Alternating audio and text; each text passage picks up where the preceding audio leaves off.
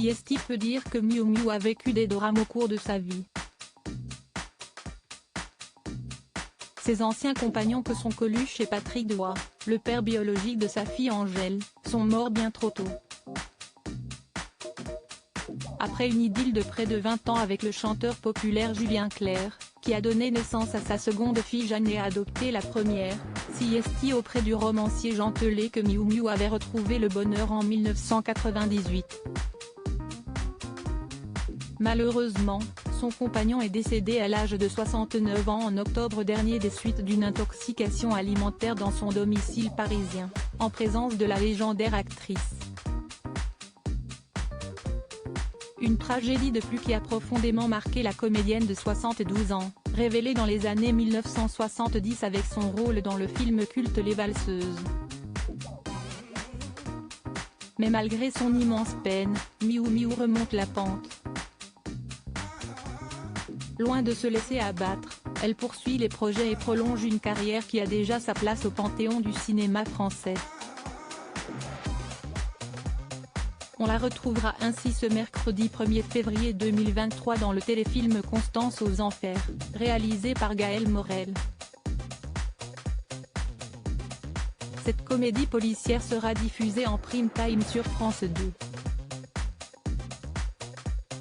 Pour l'occasion, celle que l'on connaît aussi à l'état civil comme Sylvette Terry, a accordé une interview à nos confrères de télévision MAG.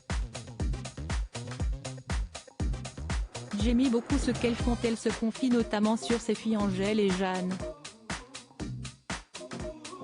Car les deux enfants ont marché dans les pas de leur mère, la première en devenant une scénariste de séries plébiscitée, la seconde en se révélant comme une actrice et réalisatrice reconnue. Je ne suis pourtant pas dans la transmission. J'ai juste insisté sur l'importance de leur indépendance financière, explique-t-elle à ce propos.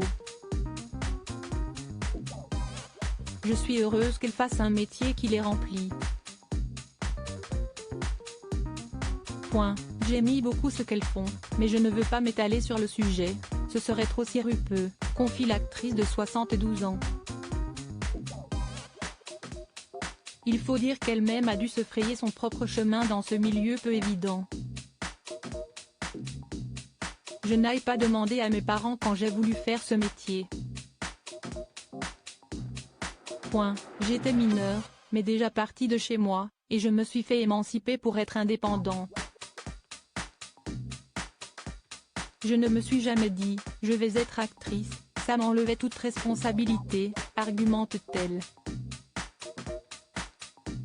Un métier qui lui a permis jusqu'à présent de surmonter les plus dures épreuves que peut réserver la vie.